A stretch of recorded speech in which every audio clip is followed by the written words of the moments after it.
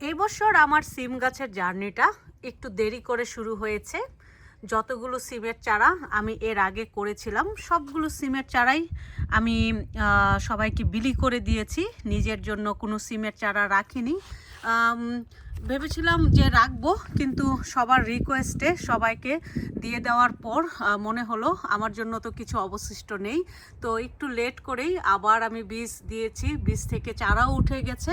তো এখন এই সিমের দেখুন চারাগুলো যে অবস্থায় আছে অনেকটা ছোট অবস্থায় আছে, কারণ আমাদের সামারটা বেশি দিনের জন্য না, 3 মাসের জন্য সামার। তো এই ছোট ছোট গাছগুলোকে এখন আমি কিভাবে খুব তাড়াতাড়ি বড় করব এবং এই ছোট সিম গাছগুলো থেকেই আমি কিভাবে একটু দ্রুত খুব তাড়াতাড়ি সিম ধরাবো, সেটাই আজকে আপনাদের সাথে শেয়ার করব। তো আপনাদেরও যাদের সিমের গাছ অনেক ছোট অবস্থায় আছে, আশা করি আপনাদের কিছুটা হলেও উপকার, আপনারা এটা এই ভিডিওটা দেখার পর কিছুটা হলেও উপকৃত হবেন। তো এই যে সিমের গাছগুলো দেখতে পাচ্ছেন, আমার যে পটটা আছে এটা হচ্ছে একটা 50 লিটারের পট। 50 লিটার পটের মধ্যে আমি কয়টা সিমের চারা দিয়েছি দেখুন। এই সিমের চারাটা কয়েকদিন আগে উঠেছে, 2-1 দিন না, 1 সপ্তাহ হয়, একেবারে ছোট। তারপরে এটাও উঠেছে। আর এই সিমের চারাগুলো 2 সপ্তাহ হলো উঠেছে। যেহেতু এখন ওয়েদারটা বাইরের একটু ভালো, তো তাই সিম গাছগুলো এই বাকিগুলো একটু বাড়া শুরু করেছে। কিন্তু যেই হারে বাড়ছে, এরকমভাবে বাড়লে আমি হয়তো ঠিক সময়ে সিম খেতে পারবো না গাছ থেকে। সেই জন্য আমাকে যেটা করতে হবে, এই গাছগুলোকে একটু কুইক বড় করাতে হবে এবং দ্রুত এর গাছ থেকে ফল আনানোর চেষ্টা করতে হবে। তো কিভাবে করতে হবে চলুন দেখি, জানি। তো প্রথমেই আপনারা যখন সিমের চারাগুলোকে পার্মানেন্টভাবে বড় পটে ট্রান্সপ্লান্ট করে দেবেন, মাটিতে অবশ্যই গোবর সার মেশাতে ভুলবেন না। তাছাড়া chicken manure, fish blood and বোন এবং অ্যাপসম সল্ট দিয়ে মাটিটাকে ভালোভাবে প্রিপেয়ার করে নেবেন। এই যে দেখুন, আমার এই সবগুলো উপাদান দিয়ে কিন্তু আমি মাটিটা ভালোভাবে প্রিপেয়ার করে রেখেছিলাম। প্রিপেয়ার করে রাখার পর আমি এই মাটির মধ্যে দিয়েছি সিমের গাছগুলো, কারণ আমি জানি এরপর যদি আমি সিমের চারাগুলো এই মাটিতে ট্রান্সপ্লান্ট করি দ্রুত বড় হবে। কিন্তু তারপরও আরেকটু দ্রুত বড় হওয়ার জন্য, ফুল ফসল আনার জন্য যেটা করতে হবে সেটা হচ্ছে একটু বাড়তি এক্সট্রা খাবার দিতে হবে। তো বাড়তি এক্সট্রা কি খাবারটা দেব চলুন তাহলে জানি। তো আমি আমার ঘরের চাল ধোয়া পানি থাকে, ডাল ধোয়া পানি থাকে এবং ভাতের মাড়টা থাকে, সেটা আমি ফেলে দেই না, সেটাকে আমি সেভ করে রাখি আমার প্রিয় গাছগুলোর জন্য। তো এই যে দেখুন, এখানে আছে চাল ধোয়া এবং ভাতের মাড়, এই দুইটা আমি একসাথে মিক্স করেছি। আপনারা চাইলে এর মধ্যে ডাল ধোয়া পানিও মিক্স করতে পারেন, কোনো সমস্যা নাই। কিন্তু আমি এখানে ভাতের মাড়টা আর এই যে এখানে চাল ধোয়া পানিটা এইগুলা সংগ্রহ করে রেখেছি।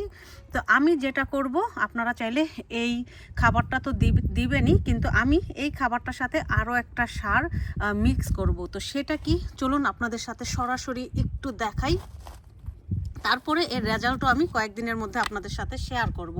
এই যে এখানে আছে টমেটো ফিড, এটা গাছগুলোকে দ্রুত বড় করতে এত কাজে দেয়, আমি কি বলবো, চমৎকার একটা সার। আপনি যদি এই টমেটো ফিড ব্যবহার করেন, আপনার গাছ দেখবেন তরতরিয়ে বেড়ে উঠেছে এবং প্রচুর পরিমাণে বড় হবে, কারণ এই টমেটো ফিডের মধ্যে আছে প্রচুর পরিমাণে নাইট্রোজেন। আর গাছে প্রচুর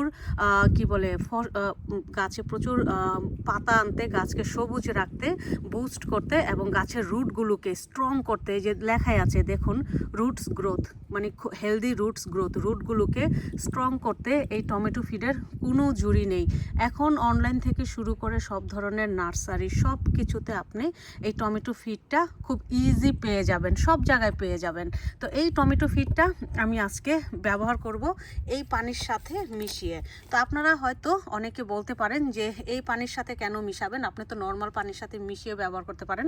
হ্যাঁ, নর্মাল পানির সাথেও মিশিয়ে আমি ব্যবহার করতে পারি। আর এই যে চাল ধোয়া এবং ডাল ধোয়া পানিটা, এটা আছে, এটাতে আমি গুলে ব্যবহার করলেও কিন্তু কোনো ক্ষতি নেই।